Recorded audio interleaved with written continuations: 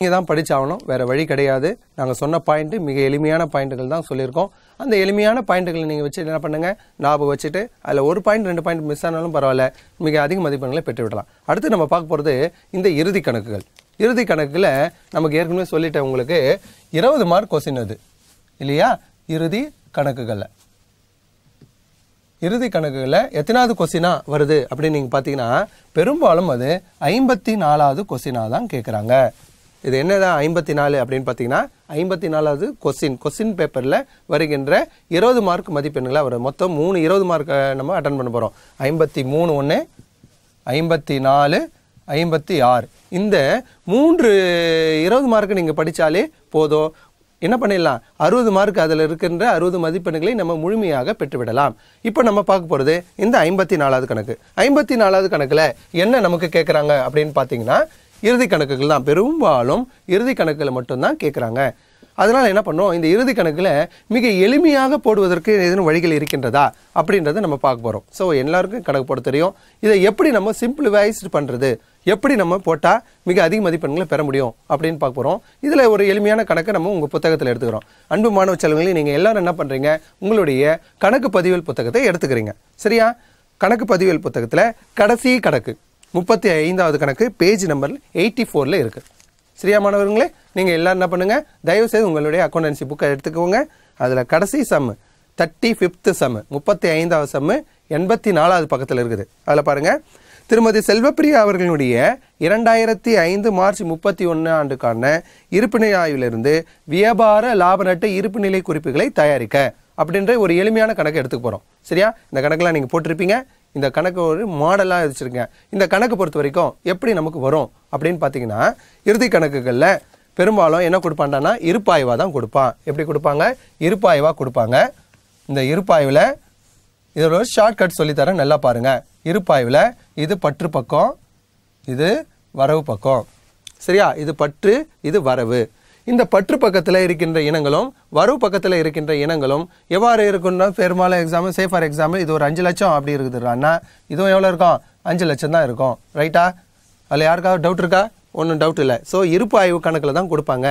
முதல்ல ஒரு ஷார்ட்கட்டை நல்லா தெரிஞ்சுக்கோங்க. இந்த இருப்பாய்வு எப்படி இருக்கும் அப்படின்னா, இருப்பாய்கின்ற இனங்களில் கொஸ்டின்ஸ் எப்படி கேட்கணும் அப்படின்னா, இந்த இருப்பாயில் வருகின்ற இனங்கள் மேக்சிமம் 18 இனங்களுக்கு மேலே இருக்கக்கூடாது. நல்லா ஞாபகம் வச்சுக்கோங்க. கேட்குற கொஸ்டின்ஸ் ஏன்னா நம்ம புத்தகத்தில் வந்து பார்த்தீங்கன்னா அந்த மாதிரி கணக்கு 1, 2 தான் இருக்குது. மீது எல்லா கணக்குக்குமே நமக்கு வந்து உங்களுக்கு குழப்புகின்ற கணக்குகளாக தான் இருக்கின்றது. அந்த மாதிரி கணக்குகளாக உங்களுக்கு பப்ளிக் எக்ஸாமில் கேட்க போகிறது இல்லை. அப்போது முதல்ல நமக்கு ஒரு தெளிவு தெரியணும், என்ன கணக்கு கேட்க போகிறாங்க, அந்த கணக்கு எவ்வாறு வரப்போகின்றது அப்படின்றது நீங்கள் தெரிஞ்சுக்கணும். அப்போது இந்த இருப்பாய்வில் தான் கேட்க போகிறாங்க கணக்கு. இந்த இருப்பாய்வில் பற்று வரவு தான் கொடுக்க போகிறாங்க. ஏதேனும் தொகை வந்து என்ன பண்ண போகிறது, சேமாக தான் இருக்கணும். ஓகேவா? அதுலேயும் எவ்வளோ இனங்கள் தான் இருக்கின்றன, 18 இனங்களுக்கு மேலே கேட்கக்கூடாது. அடுத்து சரிக்கட்டல்கள் அது தெரியும் உனக்கு கணக்கு. சரிக்கட்டல்களை 5 இனங்களுக்கு மேலே கேட்கக்கூடாதுப்பா. 1, 2, 3, 4, 5 இனங்கள் மேலே கேட்கக்கூடாது. நல்லா கவனிச்சுக்கோங்க. முதல்ல கணக்கு எப்படி வரும்னு தெரிஞ்சிட்டாலே நம்ம கணக்கு போட்டுட்டோன்னு அர்த்தம். 5 சரிக்கட்டல்கள் மேலே கேட்கவே கூடாது. புரிதான் பாருங்க. அது ஒரு சரிக்கட்டை, முதல் சரிக்கட்டை நம்ம எல்லாரும் தெரிஞ்சது தான். என்ன கரெக்டாக சொன்னா பாரு பையன். அதுதான் என்ன இறுதி, அதாவது என்ன சரிக்கட்டல்கள், இறுதி சரக்கு இருப்பு எங்கே வரும்ன்றது நம்ம சொல்ல போகிறோம். இப்போ இறுதி சரக்கு இருப்பு ஏதோ ஒரு அமௌண்ட்டு, இந்த இறுதி சரக்கு இருப்பு சரிக்கட்டல் நம்ம எல்லாருக்கும் தெரிஞ்சது தான். அந்த இறுதி சரக்கு இருப்பு ஒரு சரிக்கட்டல் முடிஞ்சு போச்சு. மீதி 4 சரிக்கட்டல் என்ன கேட்பாங்க அப்படின்னு பார்த்தீங்கன்னா, ஒன்று கொடுபட வேண்டியது, இன்னொன்று முன்கூட்டியே செலுத்தது, முதல் மீது வட்டி இல்லை எடுப்பு மீது வட்டி, அடுத்தது தேய்மானம். இவ்வளோதான்ப்பா சரிக்கட்டல். இந்த சரிக்கட்டல் தவிர வேறு எந்த சரிக்கட்டலும் கேட்பது கிடையாது, கேட்க மாட்டான். இப்போது மாணவர்கள் பெரும்பாலும் கேட்குற கேள்வி என்னன்னு பார்த்தீங்கன்னா, சார் இந்த 54வது கணக்கில் வருகின்ற இறுதி கணக்குகளில் வாராய கடன் ஒதுக்கு, பற்பல கடனாளிகள் மீது 5% வாராய கடன் ஒதுக்கு, அப்புறம் பற்பல கடனாளிகள் மீது தள்ளுபடி ஒதுக்கு, அப்புறம் கடனீந்தோர்கள் மீதான தள்ளுபடி ஒதுக்கு, இந்த மாதிரி கணக்கெல்லாம் வரும் சார். அதெல்லாம் எங்களுக்கு போடுவதற்கு கடினமாக இருக்கிறதே, நாங்கள் எவ்வாறு போடுவது அப்படின்னு பார்த்தீங்கன்னா, அந்த போன்ற சரிக்கட்டல்கள் உள்ள கணக்குகளை கேட்கக்கூடாதுன்னு இப்போல்லாம் ரூல்ஸ் போட்டுட்டாங்க. ஸோ மாணவ செல்வங்கள், நீங்கள் எதுக்காக வருத்தப்பட வேண்டாம். நான் சொல்லிக் கொடுக்குற இந்த சரிக்கட்டல் மட்டும் நீங்கள் நல்லா தெரிஞ்சுக்கோங்க. மிக எளிமையாக மிக அதிக மதிப்பெண்களை பெற்றுவிடலாம். புரியுதாப்பா? அப்போது இந்த கணக்கில் வந்து 18 இனங்கள் மட்டும்தான் கேட்பாங்க. இருப்பாயில் வருகின்றது 18 இனங்கள் மட்டும்தான் கேட்பாங்க. சரிக்கட்டல்கள் 5 இனங்களுக்கு மேலே கேட்கவே கூடாது. 5 சரிக்கட்டல்கள் தான் கேட்பாங்க. அதில் ஒரு சரிக்கட்டலும் உங்களுக்கு நான் சொல்லிடுறேன், இறுதி சரக்கிருப்பு. அப்போ மீதி 4 சரிக்கட்டல் தான். இதில் மூலமா நம்ம என்ன பண்ணலாம், மார்க் பண்ண அதிகமாக மதிப்பெண்களை பெற்றுவிடலாம். அடுத்தது இன்னொரு ஷார்ட்கட்டு நல்லா பாருங்க. ஏன்னா கணக்கு எல்லாருக்கும் தெரியும், எப்படி போட போகிறோன்றதை பார்க்க போகிறோம். இதில் என்ன ஷார்ட்கட்டு அப்படின்னு பார்த்தீங்கன்னா, இந்த கணக்கே நமக்கு ஒரு ஷார்ட்கட்டு தான். எப்படி அப்படின்னு பாருங்க. இருப்பாயில் இருக்குன்னு சொல்லிட்டேன், என்ன பண்ணோம், பற்று வரவு இருக்கும்னு சொல்லிட்டேன். இந்த பற்று பக்கத்தில் என்ன இனங்கள் இருக்கும், வரவு பக்கத்தில் என்ன இனங்கள் இருக்குன்ற ஒரு ஷார்ட்கட் உனக்கு தெரிஞ்சிச்சுனாலே நீ என்ன பண்ணிடலாம், இந்த கணக்கை மிக எளிமையாக சால்வ் பண்ணிடலாம். இப்போ பாருங்க, இந்த பற்று பக்கத்தில் என்னவா இருக்கும் அப்படின்னு பார்த்தீங்கன்னா, ஒன்று பற்று பக்கத்தில் இருக்கிறது எப்படி இருக்கும் அப்படின்னு பார்த்தீங்கன்னா, ஒன்று சொத்தா இருக்கும். ஓகேவா, புரியுதான்னு பாருங்கப்பா. பற்று பக்கத்தில் இருக்கிறது ஒன்று சொத்து இனங்களாகத்தான் இருக்கும். அப்படி இல்லைன்னா என்னவா இருக்கும், செலவாக இருக்கும் அப்படின்ற ஒரு ஷார்ட்கட்டை நல்லா ஞாபகம் வச்சுக்கோங்க. இருப்பாய்வில் கணக்கு கொடுக்கறது ஒன்று பற்று சொத்துக்களாக இருக்கும், அப்படி இல்லைன்னா செலவாக இருக்கும். ஓகேவா, இதான் ஷார்ட்கட்டு. ரெண்டாவது வரவு பக்கம். வரவு பக்கம் இருக்கிறது என்னவா இருக்கும் அப்படின்னு பார்த்தீங்கன்னா, பொறுப்பாக இருக்கும். ஒன்று பொறுப்பாக இருக்கும், இல்லைன்னா அது என்னவா இருக்கும், லாப இனம், வரவினமாக இருக்கும், லாபமாக இருக்கும். புரிதான் பொறுப்பா, இதான் ஷார்ட்கட்டு. இந்த கணக்கு இந்த ஷார்ட்கட் தெரிஞ்சிட்டாலே நம்ம இருப்பாய்வை மிக சிறப்பாக என்ன பண்ணிடலாம், இருப்பாயிலிருந்து கணக்கில் நம்ம போட்டு முடிச்சிடலாம். அப்போது இருப்பாய்வில் பற்று பக்கத்தில் ஒன்று சொத்து இருக்கும், இல்லைன்னா செலவு இருக்கும். அதுவே வரவு பக்கம் இருக்கிறதுனா ஒன்று பொறுப்பாக தான் இருக்கும், அப்படி இல்லைன்னா அது நமக்கு லாப இனமாக தான் இருக்கும். அப்படின்றத நீங்கள் தெரிஞ்சினாலே இந்த கணக்கு நம்ம போட்டு முடிச்சிடணும்னு அர்த்தம்பா. ஓகேவா, இது புரியுதா? இதை ஃபாலோ பண்ணுறீங்களா எல்லாரும்? நல்லா கவனிங்க. இருப்பாய்வு மூலமாக தான் கணக்கு கேட்பான். இறுதி கணக்குகள் 18 இனங்கள் தான் வரும். சரிக்கட்டல் 5 தான் கேட்பான், அதுக்கு மேலே கேட்கவே கூடாது. அந்த 18 இனங்களும் என்னென்னு ஷார்ட்கட் சொல்லிட்டேன். பற்று பக்கமாக இருந்தால் ஒன்று அது சொத்தாக இருக்கும், இல்லைன்னா செலவாக தான் இருக்கணும். ரெண்டாவது வரவு பக்கமாக இருந்தால் அது பொறுப்பாகத்தான் இருக்கணும், இல்லைன்னா லாப இனமாக இருக்கணும். இந்த விஷயம் இந்த ஷார்ட்கட் தெரிஞ்சிச்சினாலே இந்த கணக்கை நாம் அனைவரும் மிக எளிமையாக போட்டு விடலாம். சரியா, ஒரு கணக்கு போடலாமா? ஓகேப்பா, எல்லாம் கவனிங்க. இப்போ நம்ம எந்த கணக்கை எடுத்துக்க போகிறோம் அப்படின்னு பார்த்தீங்கன்னா, இறுதி கணக்குகளை 54வது கணக்கில் என்ன கணக்கு கொஸ்டின்ஸ் கேட்குறாங்கன்னா, உங்கள் புத்தகத்தில் 35வது கணக்கில் செல்வப்பிரியா அவர்களுடைய 2005 மார்ச் 31 இருப்பாய்விலிருந்து வியாபார லாப நட்ட கணக்கு மற்றும் இருப்பு நிலை குறிப்புகளை தயார் செய்க அப்படின்ற கணக்கை நம்ம எடுத்துக்க போகிறோம். சரியா, எல்லோரும் என்ன பண்ணுங்க, தயவு செய்து புத்தகத்தை கையில் வச்சுக்கோங்க. புத்தகத்தை கையில் வச்சுட்டு எப்படி நம்ம போடுறோம், எப்படி இதோட ஷார்ட்கட் என்ன, எப்படி போட்டால் நம்மளால் இந்த கணக்குகளை போட முடியும் அப்படின்னு பாருங்கள். இதில் கொடுத்துக்கிறது முதல்ல நீங்கள் எடுத்தோடனே கணக்கு என்ன பண்ணணும், படிக்கணும். கணக்கு எடுத்தோடனே போடக்கூடாது. First you have to try to understand the some, after that you have to solve the some. நல்லா பாருங்கள், கணக்கு எடுத்த உடனே போடக்கூடாது. கணக்கு என்ன கொடுத்துக்கிறான், என்ன கேட்டுக்கிறான் அப்படின்ற விஷயங்களை நீங்கள் தெரிஞ்சுக்கணும்.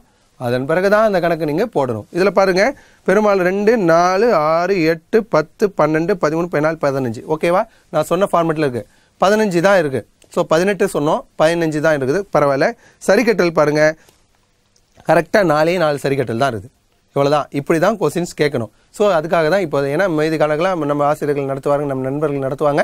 இந்த கணக்கு யாரும் நடத்தலைன்றனால இந்த கணக்கு மாடல் தான் இவனுக்கு எப்படி போடணும் அப்படின்ற ஒரு மாடல் நம்ம சொல்லிடுறோம். நீ இந்த வெப்சைட்டு என்ன பண்ணலாம், இந்த மெத்தடை நீ தெரிஞ்சிட்டாலே நீ எந்த கணக்கு கொடுத்தாலும் போடலாம். சரியா, இப்போ போடலாமா? ஸோ எல்லாரும் என்ன பண்ணுறீங்க, புத்தகத்தை எடுத்துனீங்க, அப்படி தானே? Very good. எல்லாரும் 84வது பக்கத்தையும் எடுத்துக்கினீங்க. அன்பு மாணவ செல்லுங்களே, இப்போ நம்ம என்ன பண்ணோம், எல்லாரும் கணக்கு புத்தகம் எடுத்துக்க போகிறீங்க. சரியா, எத்தனாவது பக்கம் எடுத்துக்கிறீங்க? 84வது பக்கம். ஓகேவா, வெரி குட்.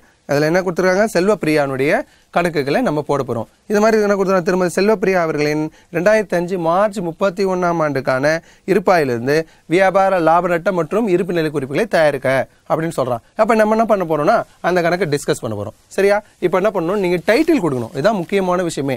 முதல்ல நம்ம என்ன பண்ணணும், டைட்டில் கொடுக்கணும். டைட்டில் எப்படி கொடுக்க போகிறோம் அப்படின்றதுல தான் நமக்கு கணக்கே இருக்குது. சரியா, என்ன கொடுக்குறாங்க பாருங்கள், 31 மார்ச் 31 அப்போது செல்வப்பிரியா, திருமதி செல்வப்பிரியா தானேப்பா? Very good. திருமதி செல்வப்பிரியா, நல்லா கவனிங்க. திருமதி செல்வப்பிரியா, திருமதி செல்வப்பிரியா அவர்களின் திருமதி செல்வப்பிரியா அவர்களின்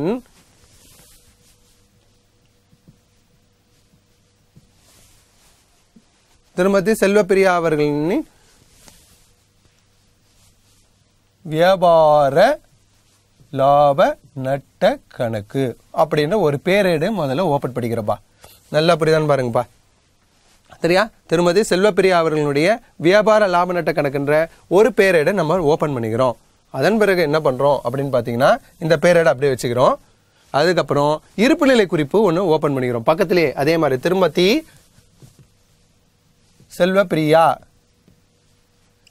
செல்வப்பிரியா அவர்களின் அந்த டேட்டு அதே ஒன்று டேட்டு கொடுத்துருங்க. என்ன டேட்டு கொடுத்துருக்காங்க பாருங்க, 31 என்ன கொடுத்துருக்காங்க நமக்கு, கவனிச்சிங்களா எல்லாரும்? 31 மார்ச் இல்லையா? மார்ச் 31 சொல்லியிருக்காங்க. அப்போ நம்ம என்ன பண்ணுறோம், மார்ச் 31 2001 தானே, 2005. அப்போது அந்த டேட்டு அவர்களின் 31ஆம் ஆண்டுக்கான 31/3/2005 தானே, மார்ச் தானேப்பா கொடுத்துருக்காங்க. Right, very good. 31/3/2005 ஆண்டுக்கான வியாபார லாப நட்ட கணக்கு அப்படின்னு கொடுக்குறீங்க. சரியா? திருமதி செல்வப்பிரியா அவர்களின் 31/3/2005 ஆண்டுக்கான வியாபார லாப நட்ட கணக்கு. அதே மாதிரி திருமதி செல்வப்பிரியா அவர்களின் 31/3/2005 ஆண்டுக்கான இருப்பு நிலை குறிப்பு இப்படின்ற ஒரு 2 பேரேடுகளை ஓப்பன் பண்ணிக்கிறோம். சரியா? வெரி குட் பா. நல்லா கவனிங்க. இந்த பேரேடுகளை நம்ம என்ன பண்ணுறோம், ஓப்பன் பண்ணிக்கிறோம். இவ்வளோதான். இப்போ இதில் என்ன பண்ணுறோம், இன்னர் காலம் அவுட்டர் காலம் உன்னுடைய புத்தகத்தில் இருக்க போது எல்லாம் போட போகிறீங்க. ஒன்றும் பிரச்சனை இல்லை. ஒன்று கூட நம்ம போடலாம். சரியா? ஏன்னா இதில் நம்ம ஈஸியாக போடலாம். இப்போது என்ன பண்ண போகிறோம்னா, முதல்ல வியாபார கணக்கை முடிச்சுக்கலாம். வியாபார கணக்கில் என்ன கேட்பான் அப்படின்னு பார்த்தீங்கன்னா, ரொம்ப சிம்பிள். இன்னும் குழப்பறதே கிடையாது. அவங்க ரொம்ப குழப்பறது கிடையாது. வியாபார கணக்கில் மொத்தம் 5 எண்ணங்கள் தான். முதல்ல தொடக்க சரக்கு இருப்பு. நல்லா கவனிங்க. தொடக்க சரக்கு இருப்பு, ஒரு கொள்முதல், ஏதேனும் ஒரு செலவு. அந்த செலவு என்னடா செலவு தான் கேட்குறான்னா, கூலி இல்லைன்னா உள்தூக்கு கூலி, இவ்வளோதான் கேட்பான். அடுத்தது வியாபார கணக்கில் வரவு பக்கம், அதுவும் இல்லை. 2 விஷயங்கள் தான் கேட்குறான். என்ன கேட்குறான், விற்பனை. Very good. அடுத்தது இறுதி சரக்கு இருப்பு. அந்த சரிக்கட்டில் வருதே இறுதி சரக்கு இருப்பு, அதுதான் கேட்குறாங்கப்பா. சரியா? பாருங்க. இப்போ எடுத்தோடனே புத்தகத்தை எடுத்தோடனே புத்தகத்தில் தேடி பாருங்க, நமக்கு கொடுத்துருக்குறானா அப்படின்னு பாருங்க. கொள்முதல் தொடக்க சரக்கு இருப்பு முதல்ல எடுத்தோடனே தொடக்க சரக்கு இருப்பு கொடுத்துட்டானா, வெரி குட். அந்த தொடக்க சரக்கு இருப்பு எங்கே இருக்குதுன்னு பார்த்து அப்படியே போடுங்க. நான் ஷார்ட் ஃபார்மில் எழுதுறேன், ஏன்னா நமக்கு டைம் இல்லாதனால நம்ம என்ன பண்ணுறோம், ஷார்ட் ஃபார்மில் எழுதுறோம். தொடக்க சரக்கு இருப்பு, தொடக்க சரக்கு இருப்பு. தொடக்க சரக்கு இருப்பு எவ்வளோ கொடுத்துக்கிறாங்க பாருங்க, 26,000 ரூபாய். ஸோ அந்த 26,000 நம்ம போட்டுக்கிறோம். புரியுதா பாருங்கப்பா. ஒன்றும் பண்ணல. என்ன பண்ணோம், எப்பவுமே எடுத்தோடனே தொடக்க சரக்கு இருப்பு இருக்குதா புத்தகத்தில் தேடி பாருங்க, நல்லா தேடி பாருங்க. அந்த ஃபார்மெட் அவ்வளோதான். 26,000 போட்டுறான ரைட்டு. அடுத்தது கொள்முதல் இருக்குதா அப்படின்னு பாருங்க. கொள்முதல் இருக்குதான்னு பாருங்க. எடுத்தோடனே கொள்முதல் கொடுத்துறான். சப்போஸ் சில நேரங்கள் ஒன்று குழப்பம் அப்படின்னா கொள்முதல் திருப்பம் கொடுப்பான். அது எங்கே கொடுப்பான், கொள்முதல் பற்று பக்கம் கொடுத்துருந்தா வரவு பக்கத்தில் கொள்முதல் திருப்பம் இருக்கும். நல்லா கவனிச்சுக்கோங்க. ரொம்ப சிம்பிள் தான். இதில் உனக்கு எளிமையாக தான் கொடுப்பாங்க. ஸோ கொள்முதல் திருப்பம் இல்லை. அப்போ அவுட்டர் காலத்தில் நீங்கள் போடலாம். கொள்முதல் எவ்வளோ இருக்குது, 2 லட்சம். புரியுதான்னு பாருங்கப்பா. என்ன பண்ணுறோம், அவ்வளோதான் போகிறோம் கொள்முதல். அப்புறம் ஏதேனும் செலவுகள் ஏதேனும் இருக்குதான்னு பாருங்க. கூலி இல்லை உள்தூக்கு கூலி அந்த மாதிரி இருக்குதான்னு பாருங்க. எடுப்பு இயந்திரம், கணிப்பொறி, ரொக்கம், பரபல கடனாளிகள், வேறு எதுவுமே இல்லைப்பா இந்த கணக்கில். வேறு எதுவுமே கிடையாது. பட் உனக்கு என்ன பண்ணுவான், கூலி இல்லைன்னா உள்தூக்கு கூலி அந்த மாதிரி ஏதாவது கொடுப்பான். இதில் நமக்கு என்ன பண்ணியிருக்கான், அந்த மாதிரி எதுவுமே கொடுக்கல. இயந்திரம், அரைக்கலன், ரொக்கம், தரக்க சரக்கு இருப்பு அவ்வளோதான் கொடுத்துறோம். வாடகை, காப்பீட்டு முனைமம் எல்லாம் அங்கே போகுது. இந்த கணக்கில் அதுவும் கிடையாது. ஸோ ரொம்ப சிம்பிள். ஆனால் உனக்கு என்ன கொடுப்பான், கூலி கொடுக்கணும் இல்லை உள்தூக்கு கூலி அந்த மாதிரி ஏதாவது கொடுக்கணும். இந்த கணக்கில் அதுவும் இல்லை. அதனால் நமக்கு ஒன்றும் பிரச்சனை இல்லை. மிக எளிமையாக தான் கொடுத்துருக்காங்க. அதுக்கப்புறம் பண்ணால் வரவு பக்கம் ஏற்கனவே சொல்லிட்டேன். வரவு பக்கம் என்ன இருக்கணும், பற்று பக்கம் என்ன இருக்கும், பற்று பக்கம் இருந்தால் ஒன்று சொத்தாக இருக்கும் இல்லை செலவாக இருக்கும்னு சொல்லிட்டேன். முடிஞ்சு போச்சு. அடுத்து வரவு பக்கம் பார்க்குறோம். வரவு பக்கத்தில் என்ன இருக்கும், ஒரே ஒன்று தான் இருக்கும். என்ன இருக்கும், விற்பனை இருக்கும். நல்லா கவனிங்க. விற்பனை இருக்குது. விற்பனை இருக்குதா, இருக்குது பாருங்க. விற்பனை எவ்வளோ இருக்குது, 2,50,000. 2,50,000. ஓகேவா? 2,50,000 போட்டுட்டோம். அடுத்தது என்ன பண்ணோம், இறுதி சரக்கு இருப்பு இருக்கும். இறுதி சரக்கு இருப்பு எங்கே இருக்கும், சரிக்கட்டல்ல முதல்ல அதுதான் இருக்கும். பாருங்க, இருக்குதா, வெரி குட், இருக்குது. இறுதி சரக்கு இருப்பு இருக்குதா, அந்த இறுதி சரக்கு இருப்பு போட்டுறீங்க. இறுதி சரக்கு இருப்பு எவ்வளோ சொல்லியிருக்காங்க பாருங்க, 39,000, 39,000 ரூபாய். 39,000 ரூபாய். முடிஞ்சு போச்சுப்பா. இவ்வளோதான்ப்பா. நல்லா கவனிங்க. இந்த மாதிரி நீங்கள் ஒன்றுனா போடு. இந்த மாதிரி முதல்ல வியாபார கணக்கு முடி. வியாபார கணக்கு முடிச்சுட்டு அடுத்து லாப நட்டம் போ. லாப நட்டம் முடிச்சுட்டு இருப்பு நிலை குறிப்போம். இப்படி போட்டிங்கன்னா கண்டிப்பாக உங்களுக்கு ஸ்டெப்பில் இருக்கிற மார்க்காவது வாங்கி at least you get 10 marks. Sir என்னால் வந்து கூட்ட தெரியல, கழிக்க தெரியல, என்னால் டேலி பண்ண தெரியல, ஏதாவது மிஸ்டேக் ஆகி போகுது, வருத்தப்படாத. மிக எளிமையாக உன்னால் மதிப்பெண்களை பெற முடியும். இந்த மார்க்கை பொறுத்த வரைக்கும் ஸ்டெப்புக்கு தான் மார்க்கு. ஸோ இந்த ஸ்டெப்பு எங்கெங்கே ஒரு நல்லா சொல்லிங்க, இதான் சொல்லிட்டேன் நான். முதல்ல வியாபார கணக்கு முடிக்கிறோம். வியாபார கணக்கில் உனக்கு 3 விஷயங்கள் தான் வரும்னு சொல்லிட்டேன். ஒன்று என்ன, தொடக்க சரக்கிருப்பு, 2வது கொள்முதல், 3வது கூலி இல்லை உள்தூக்கு கூலி. இவ்வளோ தான் கேட்பான், இது மேலே கேட்கவே மாட்டான். வரவு பக்கத்தில் அதுவும் கிடையாது, 2 விஷயங்கள் தான்.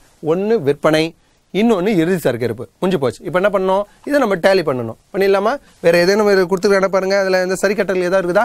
எதுவும் இல்லை. அப்போ என்ன பண்ணுறோம், நீங்கள் டேலி பண்ண போகிறோம். Very good. கவனிங்க, எவ்வளோ இருக்குது பாருங்க, எவ்வளோ இருக்குது. இது ஒரு எந்த பக்கம் அதிகமாக இருக்குது அப்படின்றத முதல்ல நம்ம பார்க்க வேண்டும். வரவு பக்கம் தான் பெரும்பாலும் அதிகமாக இருக்கும். எவ்வளோ இருக்குது, 3 முட்டை அப்படியே போட்டுக்கோங்க. ஒரு 9, 5, 3, 8, 2, 2,89,000 இருக்குது. ஓகேவா? புரிஞ்சுதா? சிம்பிளாக கூட்டுங்க, ஒன்றுமே வேணும். ஒவ்வொரு டிஜிட்டை கூட்டுங்க, எப்படி புரியுதுன்னு பாருங்கள். அதே 2,89,000 இந்த பக்கமும் போட்டுக்குங்க. 2,89,000 இந்த பக்கம் போட்டுருவோம். எவ்வளோ குறையுது அடிஷன் மெத்தடில் நீங்கள் கண்டுபிடிக்கலாம். பாருங்கள் எப்படின்னு கண்டுபிடிக்கிறேன்னு பாருங்கள். முட்டை 3 முட்டை இருக்குதா, 3 முட்டை போட்டுக்கிறீங்க. சரியா? இங்கே 6 இருக்குது, இங்கே 9 இருக்குது. அப்போ எவ்வளோ கூட்டினா 9 வரும்? 3. 6 3 9. புரியுதா? அடுத்து 2, இங்கே 8 இருக்குது. 2 கூட எவ்வளோ கூட்டினா வரும்? 6 2 8. இங்கே எவ்வளோ 2 இருக்குது, அவ்வளோதான், முடிஞ்சு போச்சு. அப்போது 63,000. புரியுதான்னு பாருங்கப்பா. 63,000 தான் நம்ம என்னென்னு கண்டுபிடிக்கிறோம், மொத்த லாபம் என்பதை நம்ம கண்டுபிடிக்க போகிறோம். சார் எனக்கு இப்படி நீங்கள் சொல்கிற மெத்தட் எனக்கு புரியல அப்படின்னு நீ நினச்சினா ஒன்றும் பண்ண வேணாம். நீ என்ன பண்ணோம், வழக்கம் போல் இதை கூட்டி இதை மொத்த மதிப்பெண்ணிலேருந்து நீங்கள் கழித்து காட்டப்பட வேண்டும். புரியுதான்னு பாருங்கள். இதை நான் சொல்லி கொடுத்தது அடிஷனல் மெத்தட். அடிஷனல் மெத்தட் தெரிஞ்சால் போடு. இல்லை எனக்கு புரியல சார், கஷ்டமாக இருக்குது, ஏன்னா இது வந்து நீ எந்த ஒர்க்கும் பண்ண வேணாம், அப்படியே கூட்டல் மெத்தடில் கண்டுபிடிக்க போகிறோம். இன்னொரு சொல்கிறேன் பாருங்கள். 3 முட்டை போட்டுடுறோம். இங்கே 9 இருக்குது, இங்கே 6 தான் இருக்குது. 6 கூட 3 கூட்டினா 9. அப்புறம் இங்கே 2 இருக்குது, இங்கே 8 இருக்குது. இந்த 2 கூட 6 கூட்டினா தான் என்ன வரும் நமக்கு, 6 2 8. இங்கே 2 இருக்குது, இங்கே 2 இருக்குது, அதனால போடல. ஆக 63,000. இதை என்ன பண்ண போகிறோம், நம்ம மொத்த லாபம். என்னன்னு சொல்கிறோம், நம்ம மொத்த லாபம். ஃபார்மேட் போடலாம். கீழே இறக்கப்பட்டது, transfer to profit and loss account. அதாவது என்ன பண்ணோம், லாப நட்ட கணக்குக்கு மாற்றம் அப்படின்னு போடலாம். இல்லை போட கூட விடலாம். முடிஞ்சா போடுங்க, முடியலன்னா விட்டுரு. ஓகேவா? புரியுதா? இன்னொரு தடவை சொல்லிடுறேன், நல்லா கவனிச்சிக்கோங்க.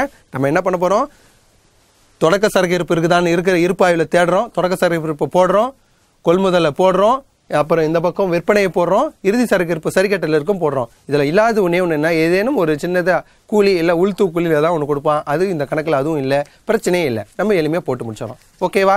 அடுத்தது என்ன பண்ணுறோம், லாப நட்ட கணக்கு போடுறோம். ரைட்டாக பாருங்கப்பா, லாப நட்ட கணக்கு போட போகிறோம். லாப நட்ட கணக்கில் நம்ம இதில் போட்டதில் விட்டுடணும்.